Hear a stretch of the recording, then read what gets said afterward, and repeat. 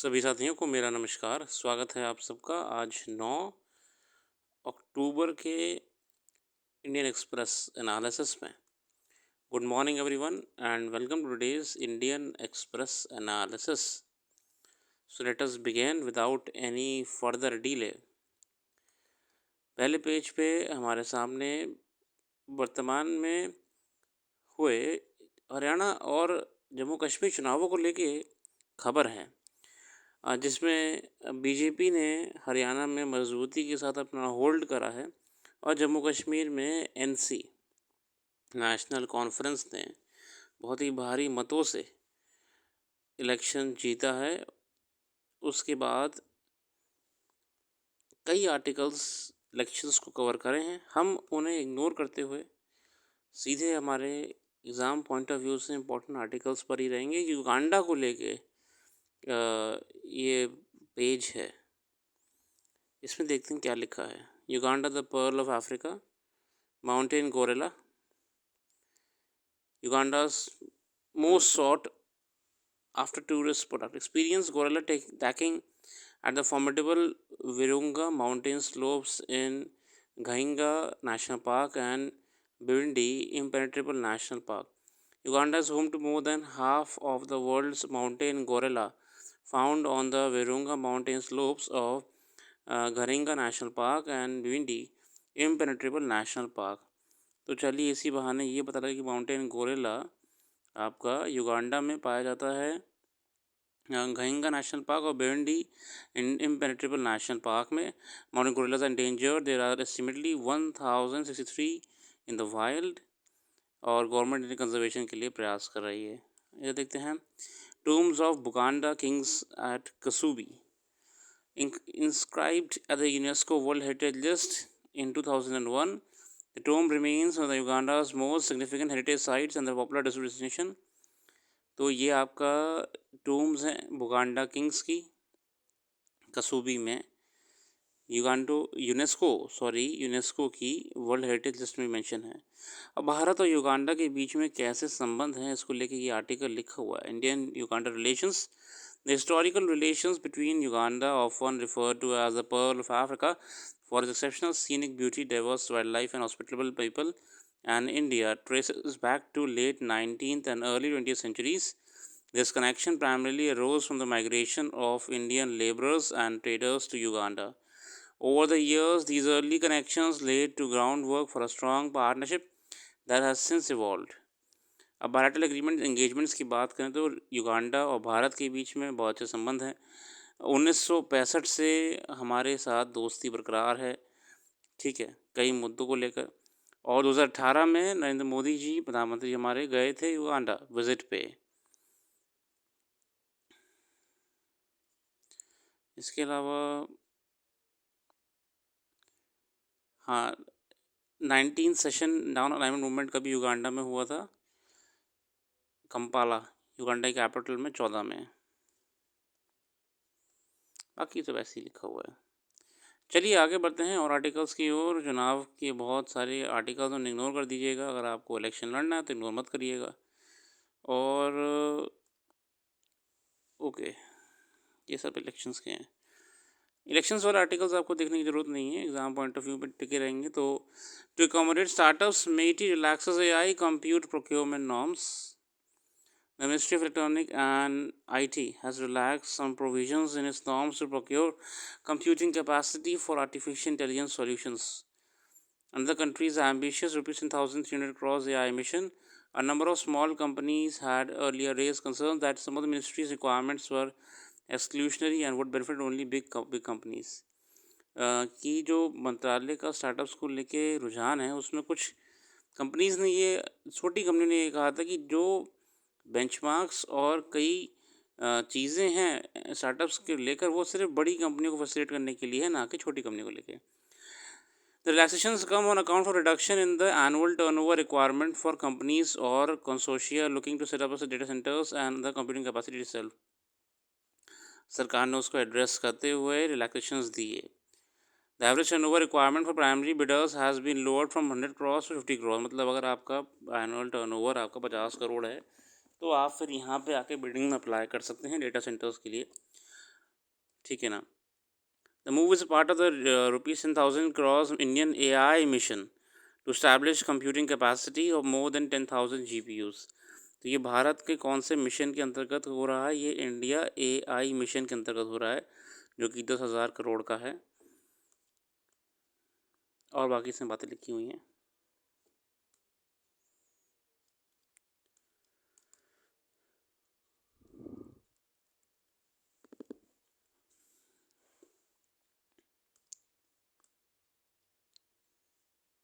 Sahara desert में बारिश हुई। Rare rain in Sahara desert.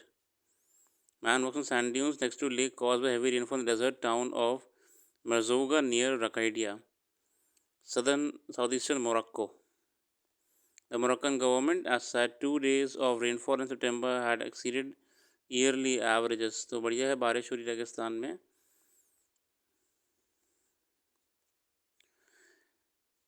अभी हाल ही में सुप्रीम कोर्ट के द्वारा जो हमारे प्रिजन मैनुअल्स हैं, बहुत ही पुराने चले आ रहे हैं। एक चौंकाने वाली बात आई कि प्रिजन मैनुअल्स में आज भी जातिगत भेदभाव मेंशन्ड है कि प्रिजन में कौन काम क्या करेगा। छोटी जाति वाला झाड़ू लगाएगा, बड़ी जाति वाला खाना बनाएगा। सुप्रीम कोर्ट की कमेटी ने इसे एड्रेस करते हुए प्रिजन मैनुअल्स को बदलने की बात करी है कि जो ओपनली कास्ट बेस्ड सेग्रीगेशन करने का प्रयास है कोर्ट्स में, total violation of article 15, article 14, article 16, this should not be allowed in this free India. और ये ज़्यादातर पश्चिम बंगाल, यूपी, पंजाब, कई स्टेट्स की मैनुअल्स में मेंशन पाया गया, जाति के नाम के साथ कि ये जाति का व्यक्ति यही काम करेगा। कास्ट, अब जानते हैं क्या है इसमें। Supreme Court last week struck down a bunch of rules in several state prisons manuals saying that they reinforce caste differences. The petition and the ruling, the 148-page ruling authored by Chief Justice D.Y. Chandrachud came on a petition filed by journalist Sukanya Shantha on the rules and provisions in prison manuals across states. The day-to-day administration of prisons is governed by Prisons Act and Prison Manual in state or union territory concerned.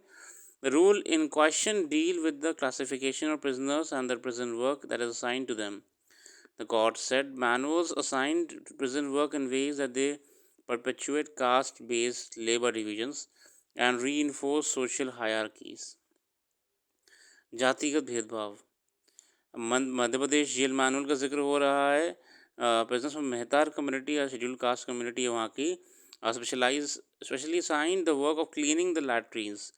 Similarly, in the West Bengal code rules dealing with sickness in cell states, food shall be cooked and in carried on the presence by the cook of suitable caste.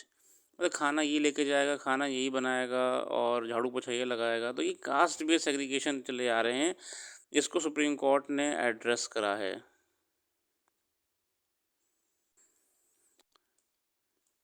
Manual reinforcing caste prejudices and stereotypes. The Criminal Tribes Act 1871 allowed British Raj to declare any community as a criminalized tribe. हम जानते हैं कि जो आपका criminal tribe act है ये Britishers लाए थे। क्यों लाए थे? जो ट्राइब बहुत विरोध करती थी गवर्नमेंट के ख़िलाफ़ ब्रिटिशर्स के टाइम पे, रिवोल्ट करती थी, आंदोलन करती थी, तो उनको क्रिमिनल ट्राइब्स एक्ट बनाया गया है। अब उन्हें क्रिमिनल घोषित कर दिया, ठीक है ना। अब देखिए यही ब्रिटिशर्स की थोड़ी सी खास बात ये मानिएगा कि वो प्रॉपर्टी सारा काम कानून को ध्यान में रखते हुए करते थे, मगर अब वो 1871 के हिसाब से था कि लेबलिंग करना ब्रिटिशर्स के द्वारा कि ये क्रिमिनल ट्राइब है या फिर ये है वो है, मगर समय रहते चीज़ें बदल गई। क्रिमिनल ट्राइब्स एक्ट में तो ये माना जाता था कि अगर व्यक्ति को उस जाति में पैदा हुआ तो वो क्रिमिनल ही है ना।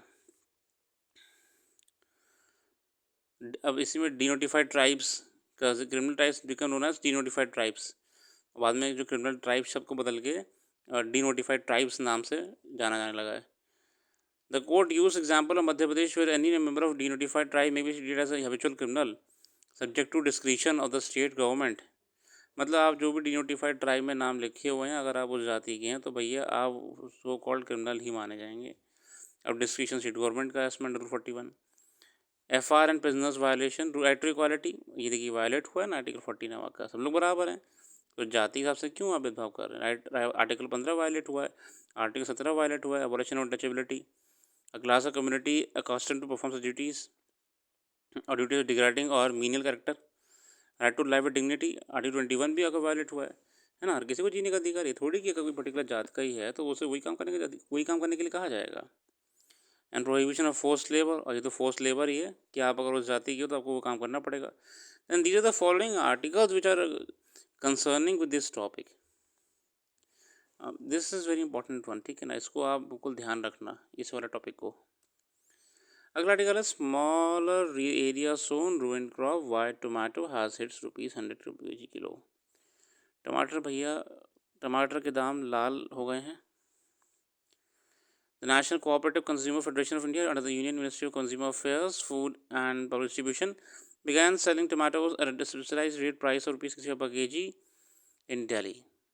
Customers around the country are paying at least 80 to 90 kilo for tomato.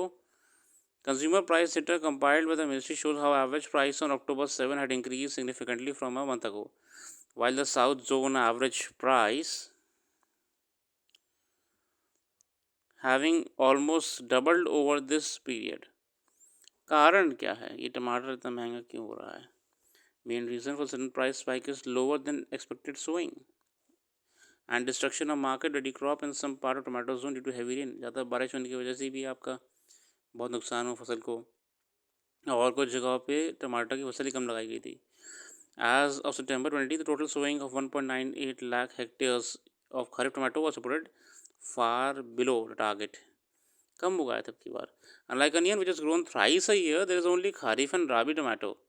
Kharif tomato is grown mainly in Maharashtra, Andhra, and Telangana, and the Rabi crop is grown in part of Maharashtra and Karnataka. Rabi tomato is transplanted in February, March, and lasted around 160 days.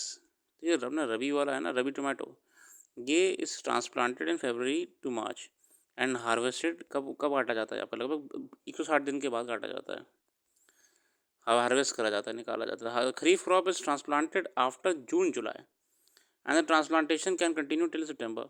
Abhijit Ghola, a tomato grower from Juna Taluka of Pune district, said the extreme heat of last year nudged many farmers to move from tomato to crop like maize this year.